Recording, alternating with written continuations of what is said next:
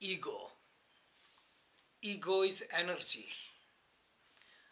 Sometimes people condemn ego. Somebody has big ego, they have a wrong understanding. Ego is energy. Energy that could be good or bad. For example, electricity could be harmful if you don't know how to use it properly. But if you use it properly, electricity can give you light, TV, it can produce energy, it can produce many good, useful tools. Same way, energy is not to be condemned. Even anger is energy. Someone who cannot get angry doesn't have energy even to love. Those who have anger, they can convert anger into constructive energy as love. In this book, Personal to Global Transformation, I have explained what ego is about. Ego is in 3 stages. One is tamasic stage. Lowest stage, one has no awareness of who am I, what I want, and one is pushed around by the world. When this ego awakens, then one has awareness, who am I? Why am I suffering? Why does everyone push me around? One has desire to be rich. One has desire to be prosperous. One has desire to have nice house. One desires for name, fame, power. This is the ego that is awakened, but awakened to find peace in a wrong direction. Because one will be successful, but ultimately this success will be binding, because one would be going in a wrong direction. Then same ego, when it is purified, becomes sattvic ego, that one has desire to know, who am I? And that ego directs you inward to know thyself, and that is called sattvic ego, and sattvic ego is desirable.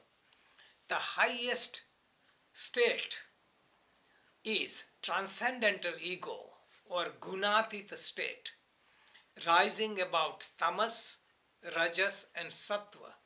Gunatita state is a very high state where one dissolves duality. For average person, it is hard to get understanding of it, because highly evolved person may be similar to a dumb person, because he doesn't distinguish between honor and insult, pleasure and pain, gold and mud. So this state is beyond average person's grasp. But we should strive to attain sattvic ego. Ego is always there.